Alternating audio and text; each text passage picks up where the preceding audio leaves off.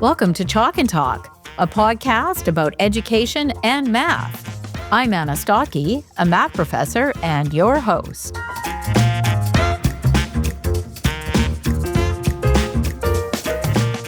Welcome back to another episode of Chalk and Talk.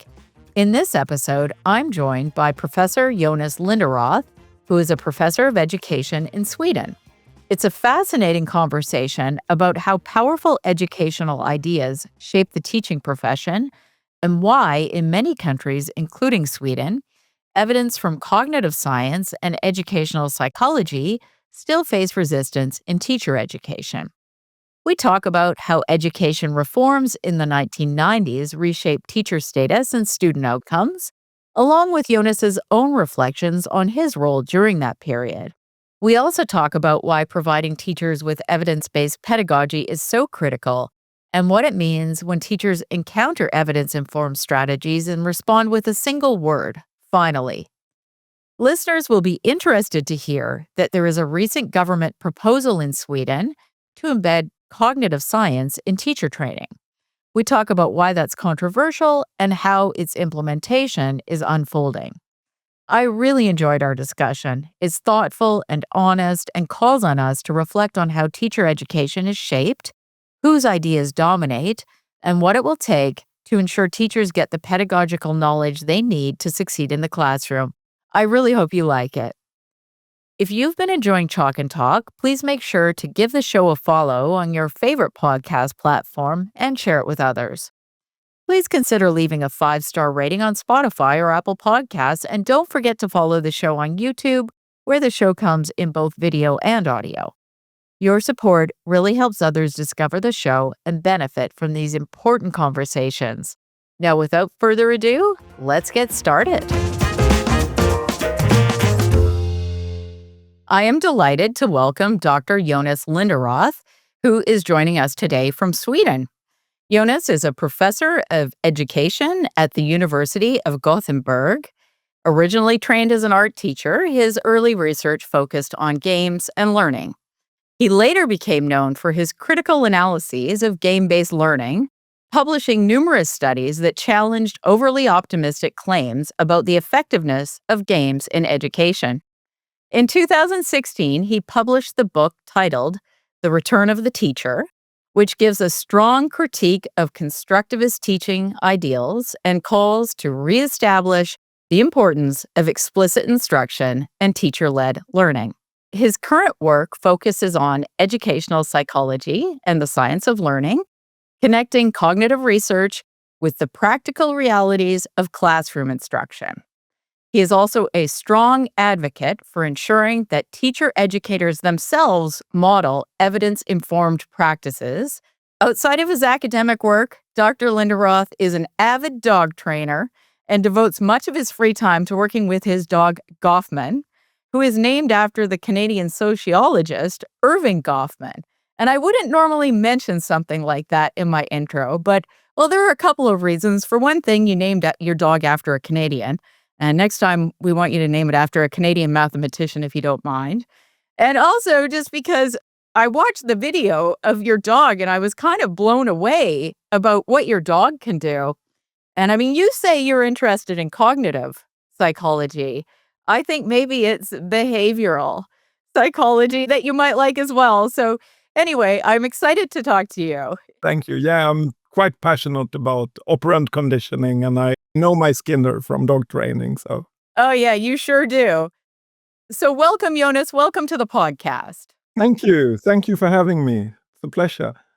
Yeah, I'm so excited to hear about Sweden today. And I don't know if you know this, but we've kind of written a little bit about Sweden sometimes when we talk about the PISA scores, because Sweden also had a sharp decline in PISA scores, and it seemed to me that the Swedish government was doing something about it or trying to do something about it. But I thought we'd kind of go back to the 1990s in Sweden so we can find out what was going on there.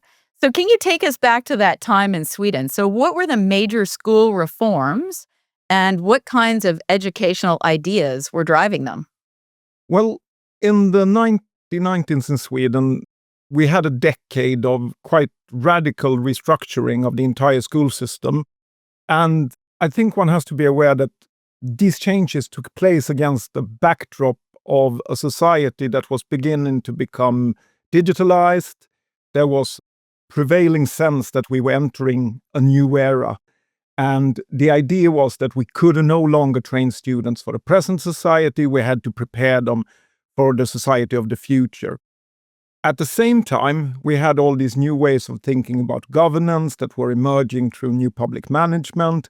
And we also had quite a lot of educational research that was constructivist in its nature, growing critique of explicit and direct instructions.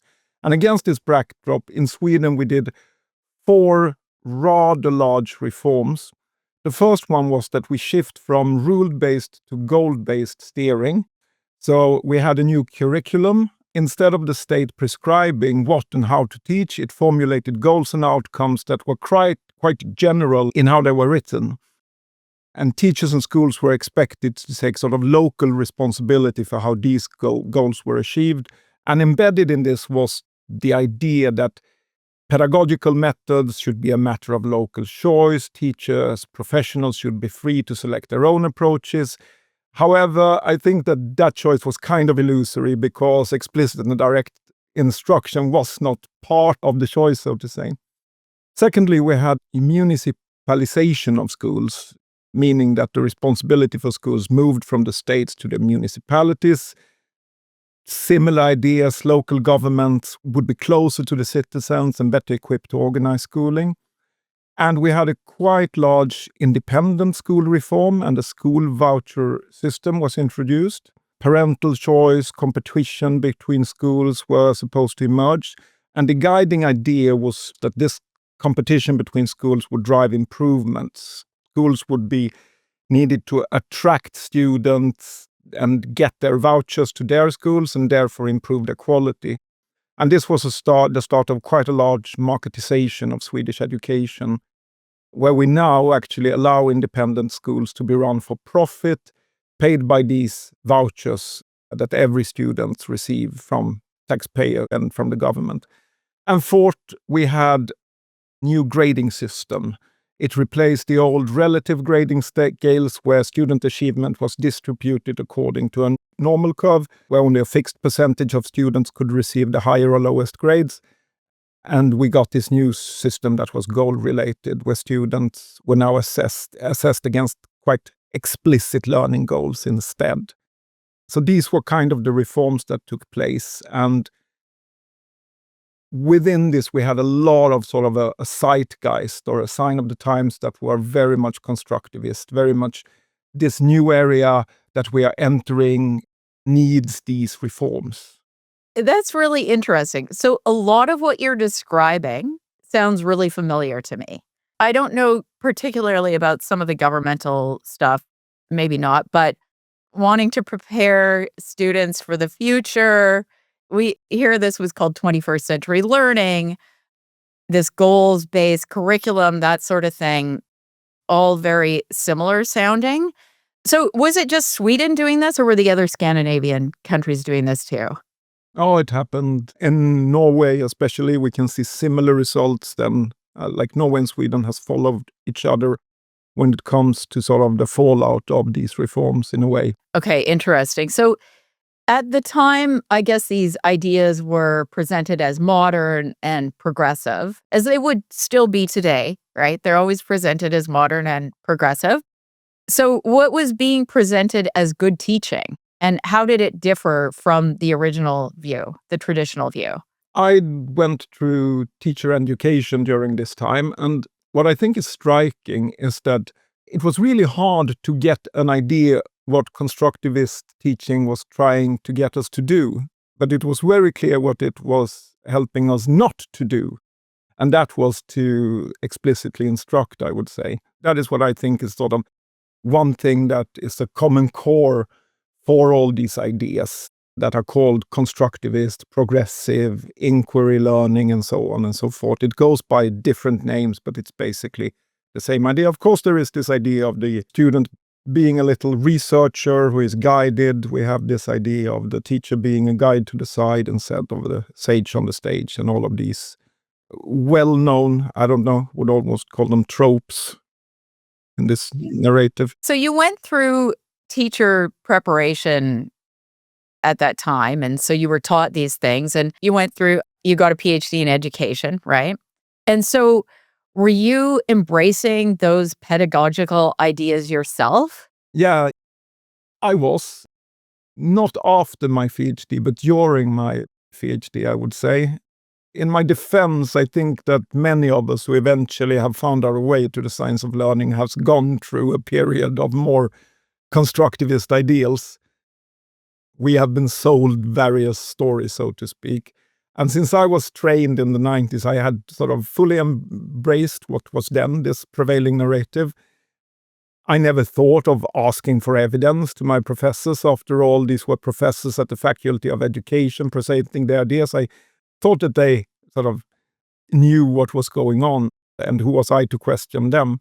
But in my case, when I started to work as an art teacher, I soon began to doubt at least the idea of general skills, that general skills were more important than core knowledge. I had personally gained quite a great deal of cultural capital from my grandmother, who sort of read stories to me and taught me many things. So there was always something unsettling about this rhetoric that in the future we can find everything on the internet, so we don't need to bore ourselves with basic knowledge. But still at that point, I held this notion of the teacher as a guide on the side, someone who facilitates rather than explicitly instruct.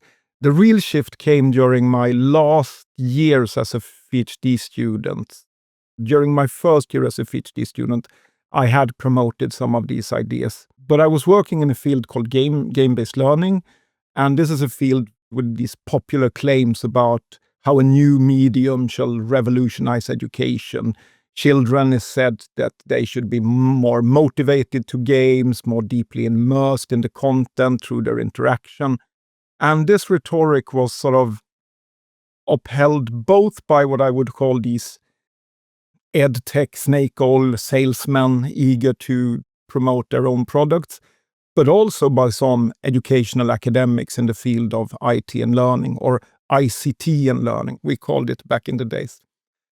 But in my observations, in my own research, it became quite clear that most of these claims couldn't be true, at least not on a general level. The children were exploring games and virtual worlds, and they did not behave like these little researchers investigating the game's content. Instead, they mainly learned how to play the game.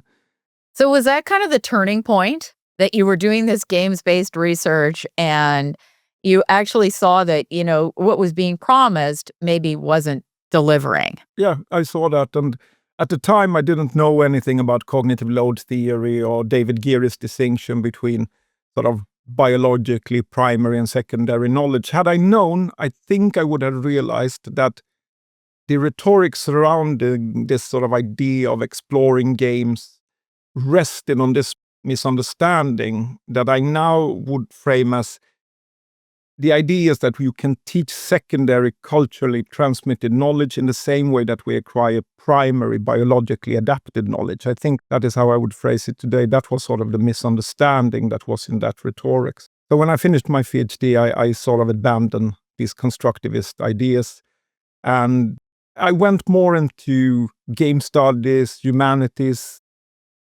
more drawn to question about culture and representation in games. So I sort of lived for many years as a professor in education, but I was mainly publishing in other fields than education.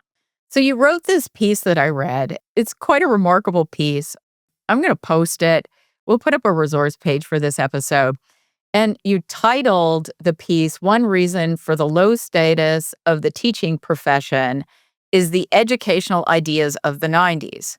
And in that piece, you actually apologized to Swedish teachers for previously promoting some of these progressive ideas. I'm wondering, how did your academic colleagues react to this public apology and this call for reflection among education academics? That was the suggested title that you read. The title that the editor put there was I apologize for the educational ideas of the 90s, which made it sound like I was one of the architects between these ideas, while I was way too young to have been the architect of these ideas. And it stirred up quite a fuss. It was actually the most read debate article in Sweden that year.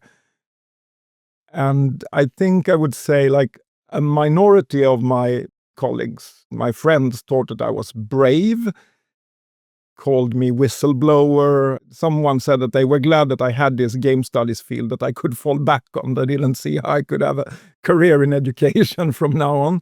And they were sort of right. Like a majority of educational researchers, at least the one that I got in touch to, they saw my article.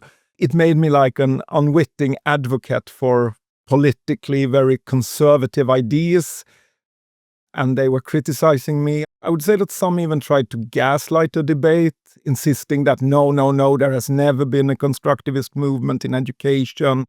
There were many semantic discussions saying, no, it wasn't constructivism, it was a Bildung ideal together with sociocultural theory. You can't put these ideas together and so on. So it was quite harsh times for me personally to be an academic after that debate article and the book that followed. So you mentioned like the low status of the teaching profession. So what did that mean? Are teachers not well respected in Sweden?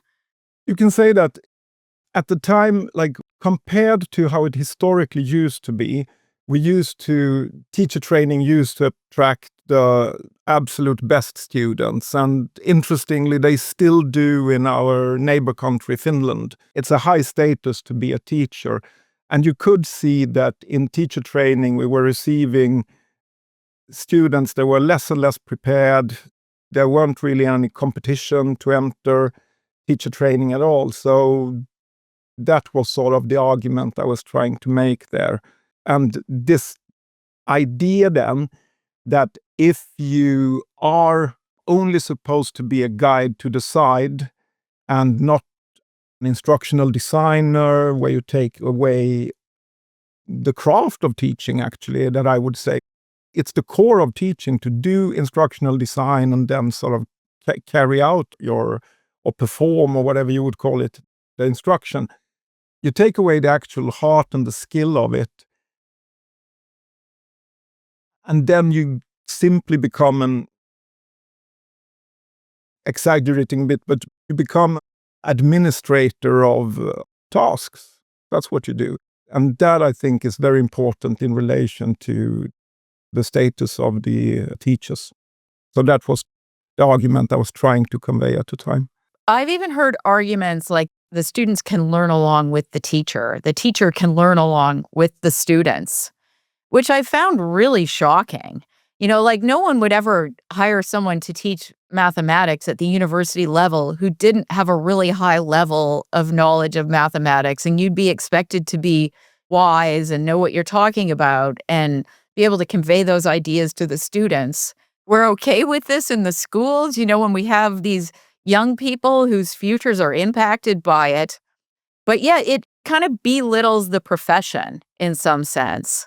And also in all areas that are where safety is an issue, like a driving instructor who doesn't know how to drive, you wouldn't use constructivist teaching for driving instructions, would you? It's so obvious and self-evident that if we want someone to go out and drive in traffic, it's obvious that we can't just let them see if they can get to this knowledge by themselves. But then necessary conditions that we are to teach in schools, necessary, really, really important stuff. For some reason, it's okay there. So yeah, I totally agree. Yeah. And then the other thing you mentioned about the gaslighting, that people were saying, oh, no, we've never really had a discovery learning movement or a constructivist movement. So definitely that is a common thing that I hear as well. Or the other thing I'll hear is that the reason it didn't work is because the teachers weren't doing it correctly. So another form of gaslighting. But was it embedded in the curriculum? Like, were teachers sort of required to use constructivist or discovery approaches? First of all, it followed with the goals, how they were settled. So the goals had this character of, I wouldn't call them 21st century skills, but they had the character of being very general in its nature and also extremely advanced. It was as if you were trying to turn Bloom's taxonomy upside down. At a very young age, children were supposed to do really sort of hard analytical stuff. And from that followed discourse surrounding the curriculum that sort of together these two movements created the perfect storm that created it. So it was more like it's important that children should learn advanced stuff. We don't need to learn basic facts anymore, and so on. That there are some sayings in the curriculum saying stuff like, it's not only important to learn things, it's also important to learn the processes that leads to knowledge, very Deweyan, very inquiry learning, very much in the future. Things will go so fast, everything will change. The knowledge you teach today will become obsolete, so we need to prepare learners to know how to learn themselves. So classical rhetorics. I think of art as like a really creative field.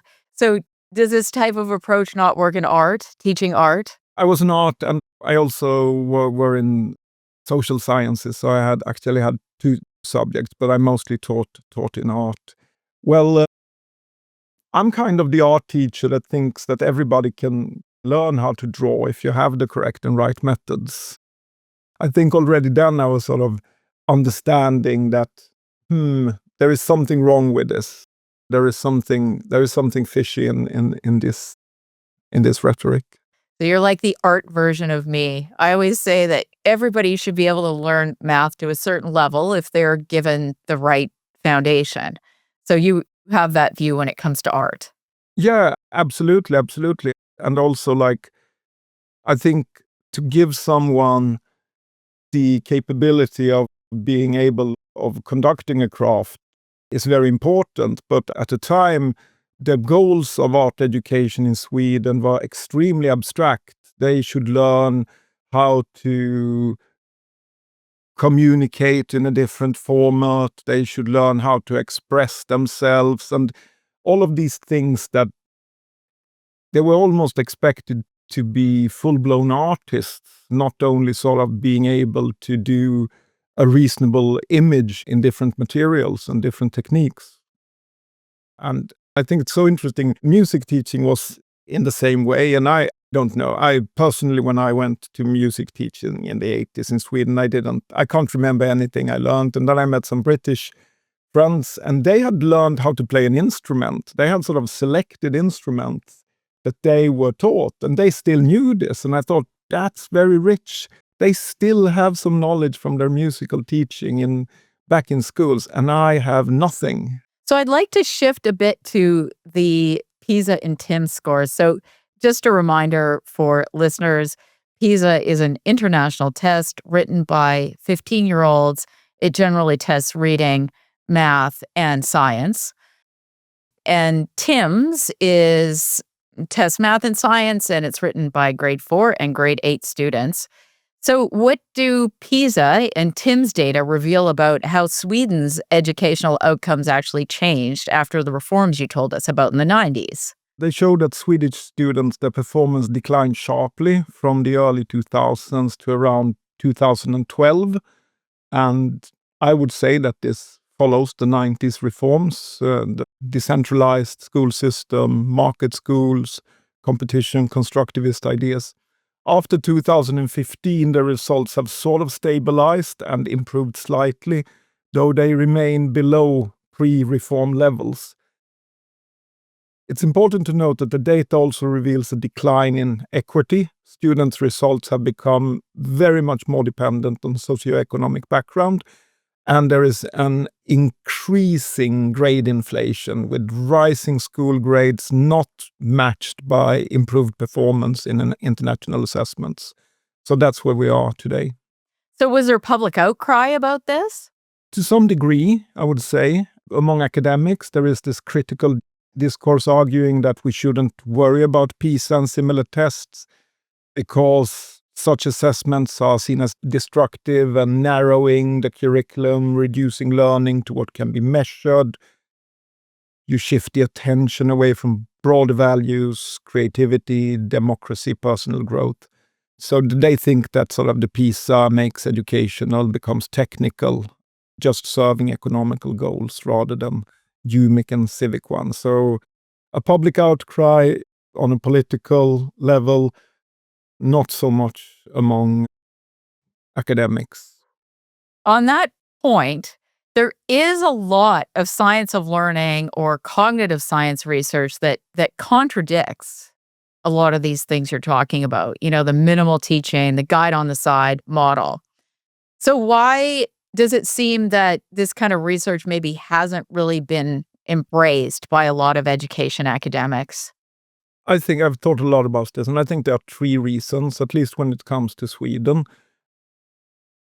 First of all, education as an academic field has drifted so far from psychology that many scholars in education simply aren't familiar with its tradition or the sort of educational psychology as a body of research. So as a result, I think that the science of learning is perceived as a field coming from the outside, trying to attempt almost a hostile takeover, when in fact, for me, it represents a 120-year-old tradition that goes back to William James and his essay called Talk to Teachers About Psychology. So we have sort of this, even before that, I would say, maybe Ebbinghaus. Secondly, it has to do with epistemology. Like, I was trained, even in PhD students, to be skeptical of quantitative research methods, especially experimental studies. Such methods were in the educational research field portrayed often as belonging to an outdated positivist era that we were supposed to have moved beyond in favor of more enlightened ways of understanding educational phenomena. So I think that any research that seeks to make predictions in education has the potential of, from this other perspective, being seen as being naive, unable to grasp the nuances and complexities. And hence, science of learning, I think, is also dismissed as being merely about how we teach without raising the philosophical questions of what is worth knowing. So that is one kind of critique. And finally, I think there is a lot of self-interest here, a desire to simply protect the flow of research funding within existing academics tradition. Like, you feel threatened by the science of learning because now the stuff that I'm doing might not get funded. Okay, a couple of interesting things there. So the first one I've heard from other guests that maybe quantitative research isn't valued in that field so much, which I just find absolutely shocking. I will say that, like, as someone who comes from a math background, like math and statistics can help us analyze data, make predictions. It allows us to, study the world and make things better, right? So it's kind of surprising to me that people wouldn't embrace that kind of research, because to me, that's really the highest standard for research.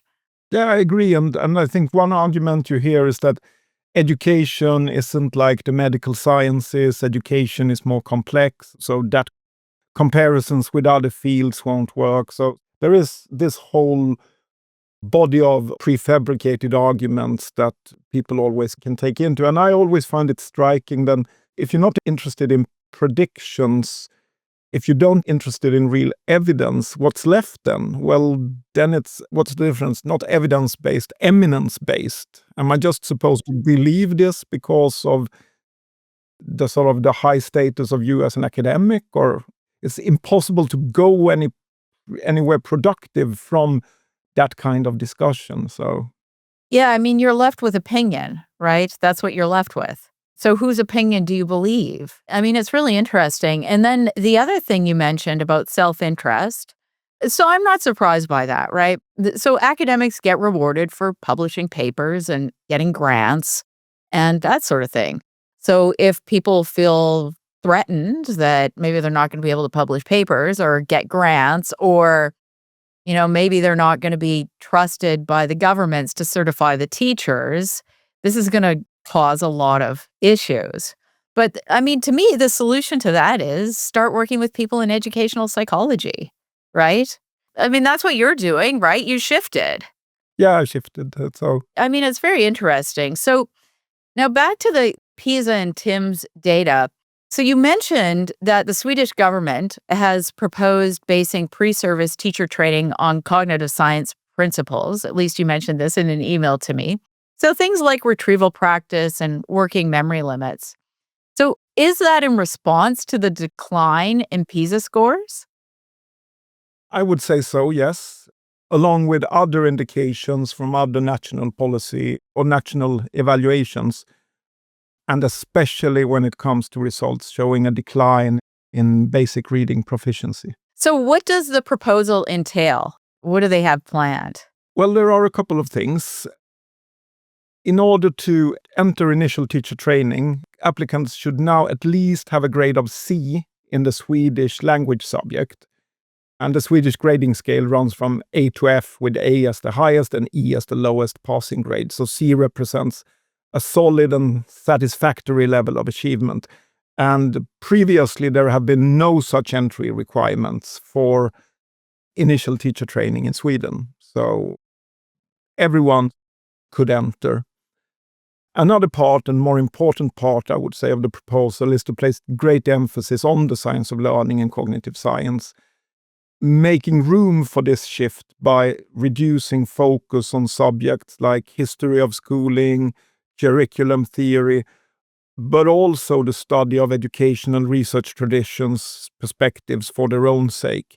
So say currently, for example, when I teach cognitive science, I have to teach it under the label of cognitivism and neuroscientific perspectives on learning. And I had to teach it alongside with other perspectives, such as behaviorism, pragmatism, sociocultural theory, situated learning, and for some reason, phenomenology. And what they are suggesting now, that instead of this kind of, I would call it like, it's almost like a buffet, a Swedish smorgasbord of educational ideas, we should focus more on empirical evidence and move in the direction towards experimental research. So the suggestion here, it especially mentions concepts such as retrieval practice, cognitive load, desirable difficulties. All of these, I guess, to your listeners, are very familiar concepts. Okay, so would it be that the schools of education would have to offer such a course? So the government's actually requiring this? This is the proposal that is on the table, so it's currently under debate. And are there people that will teach these classes? You mean if we have competence to teach the science of learning? That's what I mean, yeah. No, in the proposal it says that teacher trainers need to be trained in the science of learning. The proposal is very, very harsh. They're actually saying, I don't know the exact wording, but it's saying something like, teacher trainers who aren't prepared to teach cognitive science might have to look for another brand of work. So it's very sort of explicit in that. No, that is one huge problem, that we lack a lot of competence in educational psychology in Sweden. Okay, so I find this really interesting, I have to say. So it would be one course that they have to take. It's actually more than that. It's like, it's suggested, it's not sort of prescribed exactly that it sort of has to be a specific course, specific module, but it might be that you should spread it out over different courses, but it's quite a lot, like, of the whole teacher education. The cognitive science of learning part should be, it's quite a large part actually. And how is that going over there? So are the education academics unhappy about this in general, or what has been the response? Oh, yes, very much so. The proposal has been out for sort of consultation, and universities have had their opportunity to respond to it. And generally, when you read the university's responses, they are very skeptical. There have also been sort of several opinion pieces in the newspapers.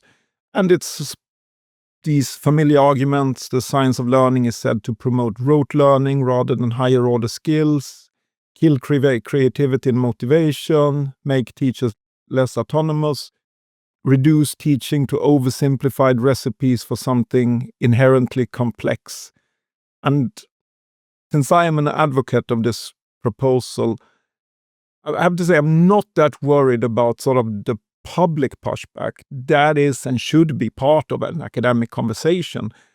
What worries me more is how higher education institutions seem to be preparing for the reform through strategies that I think are mutating these ideas, like adapting them in ways that would make it able to preserve as much as possible of the current system. I know this is sort of anecdotal so far, but I've seen some indications of these processes. It becomes a kind of conceptual creep where, okay, but we have always done the science of learning. Isn't the thing I am doing the science of learning? We see sort of these negotiations. And since so few people in the system actually knows what this is about, it becomes very, very strange conversations. Right. So what people can do in universities, right, is they can say that they're going to teach that in their class and then not actually teach that in the class, right? Yeah, they brand it as something, yeah. I know this very well. So that might be what happens. So my other question, I'm just very curious about this. How did your government, who became aware that there was sort of this more evidence-based field for how students learn? Oh, I think that has been quite a long time in the process. There has been, but I think there are a couple of interesting things that happened. We had one very engaged student. He was a teacher student who became a teacher for a short period. And then, after being sort of very outspoken in many debate articles, he actually became an advisor for one of the center liberal parties in Sweden. His name is Lex Skogstad. And I know that he met Paul Kirchner a couple of times and had a couple of discussions with him. This is speculation, but I think that these meetings might have played an influential role. At the same time, we have had teachers who have been starting research ed. We have a research ed in Stockholm, in Haninge. And I think that there has been sort of people from the government who have been sort of looking in that direction more and more. But this is guesswork. I mean, that's what policymakers should do, right? They should actually find out about these things, right? If the scores aren't good, we've seen a decline in scores. What was going on in the schools and what are people saying? People who know about these things, what are they saying about what might have caused these things? So, I mean, I do see that as responsible policy making, to just inform yourself and find out what's going on. I also think that the politicians have listened to Sold the Story, the podcast. I think that has had an enormous influence on the discourse on teaching reading strategies.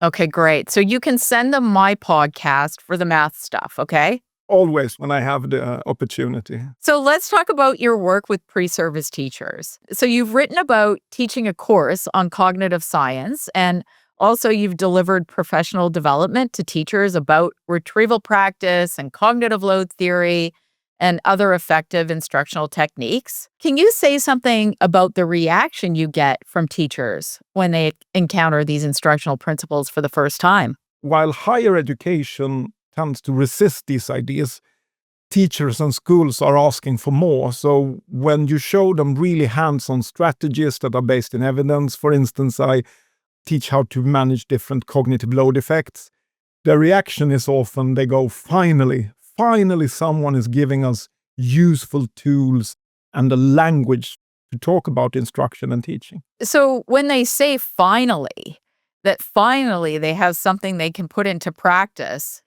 what does that reveal about the shortcomings of the education system? I think it really says something we who teach in initial teacher training should take to heart. It says a lot about how student teachers perceive the usefulness of the education that I have gotten so far. I think these practical evidence-based strategies for becoming better teachers are exactly what they were expecting from academia. And I think that when they entered teacher training in Sweden, they expected to be taught things like this. I did. I remember I did. These sort of overarching strategies, retrieval practice, using the modality effect.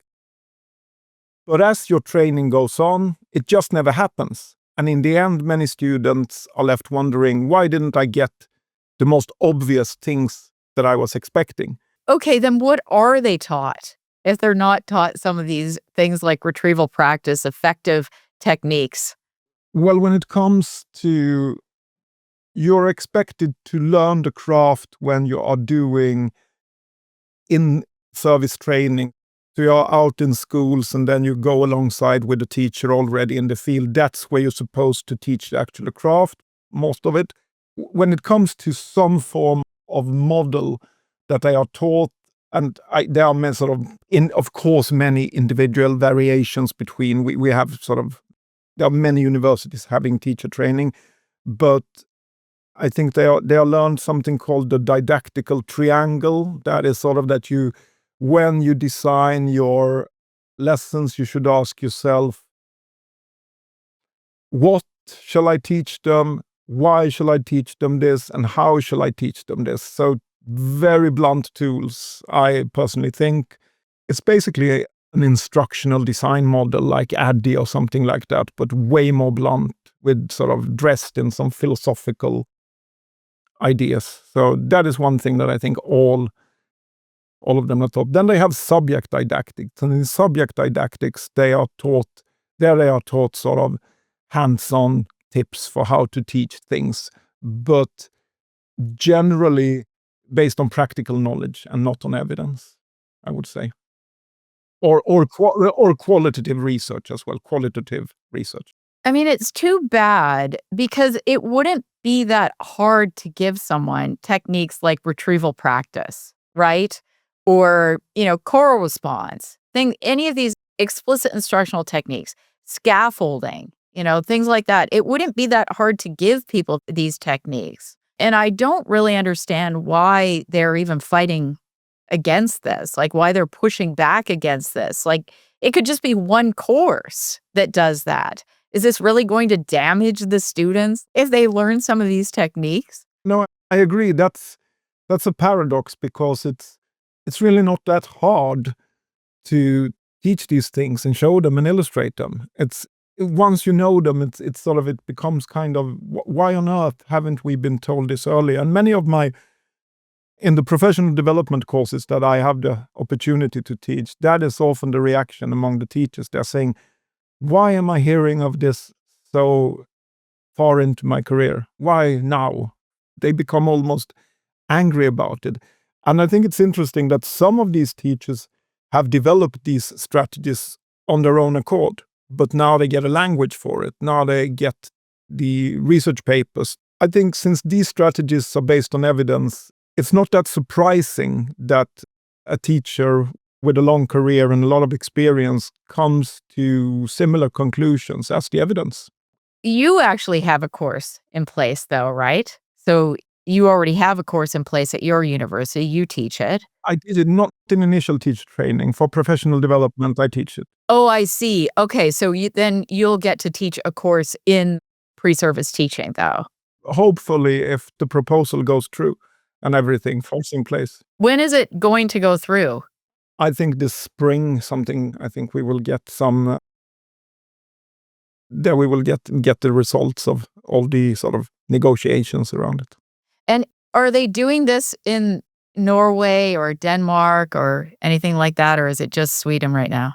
I can't say about Denmark. I don't think similar things are happening in Norway. I'm basing it on soft data here. Like when you go to Research Ed in Stockholm, Haninge, then there are some Norwegians coming, and they told me that sort of they need to go to Sweden to see this. So it might be that they are even further behind, but we have to ask someone who's Norwegian about that. Well, I have relatives in Norway. Actually, it's interesting because someone contacted me from the NRK, which is like, I guess it's the Norway's version of our CBC, just a couple weeks ago to talk to me about some of the things that were going on in math, and it's exactly the same as what's going on in Canada. It's remarkable. It's everywhere. If cognitive science were genuinely embedded in teacher education, what would a program look like that in practice, in your mind? I think I would start with a module on evidence and what it means to use evidence in practice, really making sure that the concept of prediction was understood. And I would emphasize that even though cognitive science models are models, we can't sort of view the working memory. It's a model, it's a concept. The theorists still have predictive power. Next, I would probably have a module called something like memory and cognitive architecture, because I think it's important that teachers need to understand the theories behind the studies.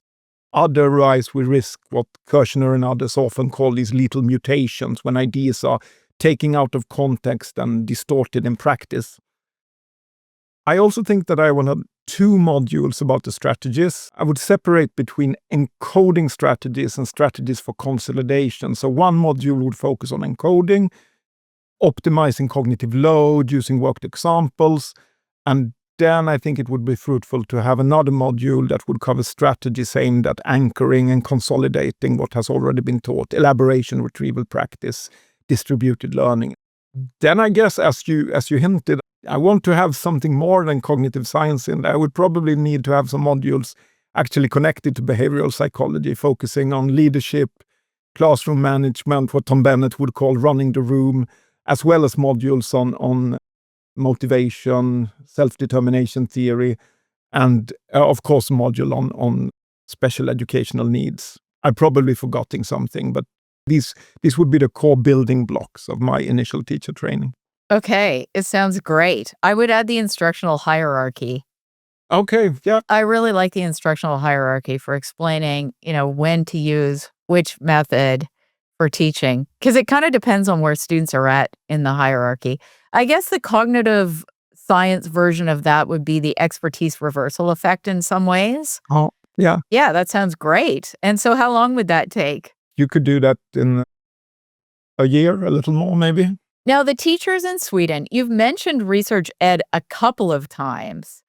So I'm just wondering, there seems to be a movement that's kind of well developed in the UK, for instance, where there are a lot of teachers that have really embraced the science of learning and retrieval practice, and they know about cognitive load theory, and there are lots of blogs and conferences and that sort of thing. So is there something similar going on in Sweden? Not in the scale like that it is in Britain, but I think I often use the word grassroots movement. Many colleagues get really annoyed because it doesn't fit their narrative of this being mainly a political movement. But it really is a grassroots movement. And every year that I teach this professional development course, it's sort of completely overfilled. I have more applicants than I can handle. And they come back after some time, the students, so I say, oh, can we borrow your material? Can I link them? Can I take that PDF of the manuscript you have written and use it? And I say, sure. So they are sort of spreading it to their schools. I think it's going really well in that respect, actually. And I'm really positive about it. Yeah, that's wonderful. So are you hopeful in general for the future of education in Sweden? Exactly, because of these teachers who go finally. They seem to be short-circuiting their way to the science of learning. If we don't get an initial teacher training or sort of our professional development, we can find it ourselves. We can listen to all these great podcasts. Also, I think I'm hopeful because the things that we teach in the science of learning is grounded in evidence. And then we have to trust that the usefulness of this will be obvious when you encounter it, if it is grounded in evidence. So I think that even though some critical academics try to discredit it as being this political movement, it really is a movement, and that makes me hopeful. I just have a grandson, he's 7 weeks old, and I need to be hopeful. You need to be hopeful. And if not, you're gonna teach him yourself, so he'll probably be okay. I know. It's the other kids we have to worry about, right? So, just one last thing, because you've mentioned a couple of times that people are saying that this is a political movement. Where's that coming from? I mean, what's the logic there? That is because, of course, it's sort of, we have a right-wing government now, and these ideas are being put forth by the right-wing government. I think it was similar during Nick Gibbs' time in Britain, that you had the same narrative. It goes back, you could see when the Science of Reading had Bush administration in the back and so on, that it gets sort of stigmatized almost with a certain political view. And then people stop looking at what's actually the evidence or what's actually in the argument, and they just refrain from investigate it because they just see it as sort of a political movement. And it's really, really sad to see that happening. I think that happens everywhere. It's actually quite unfortunate. Of all things, education should not be political. I don't know what would be political about it. We just want kids to learn, right? Like cognitive load theory, what are you talking about? How could that, there's no politics there, right? It just makes a lot of sense. I totally agree with you. I can hear the voices of so many of my colleagues that would disagree with that. They would say that education is always politics. Who has the power to suggest what should be taught and so on? And so what I would say to your colleagues is that is a lazy argument. Okay, do better. You want to have a debate, you want to have an argument, argue with logic, right? Like that is emotion, that's trying to shame people. That's just laziness. So let's close off with this. And we've gone through a lot today. We started with the 90s in Sweden. We moved through your trajectory as an educator.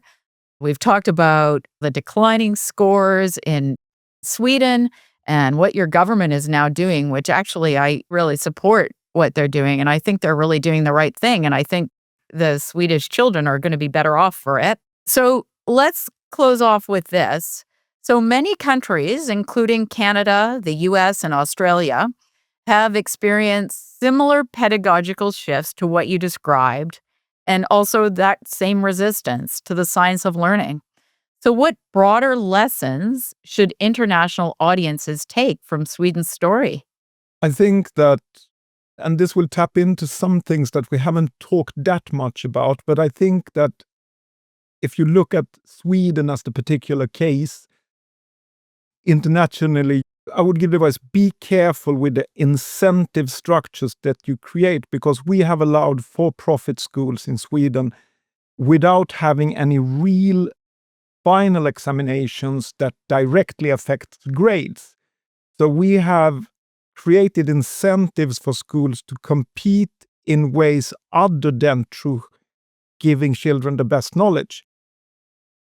And this issue is now also being reviewed in several government inquiries, but this serves as kind of a warning about how you design systems for independent schools. In our current system, it actually is profitable to attract the highest performing students, ensure that they meet minimum knowledge standards, and then boost the school's performance by awarding higher grades than they actually deserve. That's why we have this grade inflation.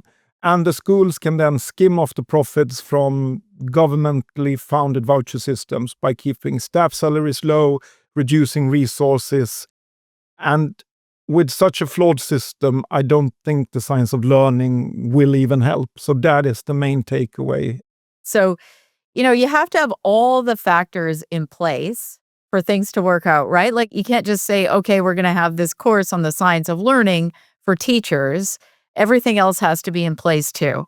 So yeah, that's a great cautionary. Do you have anything else to add? Oh, it's been a pleasure. Thank you for having me. I think we've gone through quite a lot here. Yes. Well, thank you so much for coming on. It was really interesting to talk to you and to hear about what's going on in Sweden, another part of the world. So it was really interesting. And I've enjoyed hearing about your story and your work, and it's been a real pleasure. So thank you. Thank you so much for listening. If you enjoy this podcast, please consider showing your support by leaving a 5-star rating on Spotify or Apple Podcasts. Don't forget to subscribe on your favorite podcast app or on YouTube so you never miss an episode. You can stay connected with me on Instagram, Facebook, TikTok, X, Blue Sky, or LinkedIn. All links are in the show notes, and check out my website, anastocki.com, for more information. This podcast is funded by a grant from La Trobe University and from the Trottier Family Foundation through a grant to the University of Winnipeg to fund the Chalk and Talk podcast.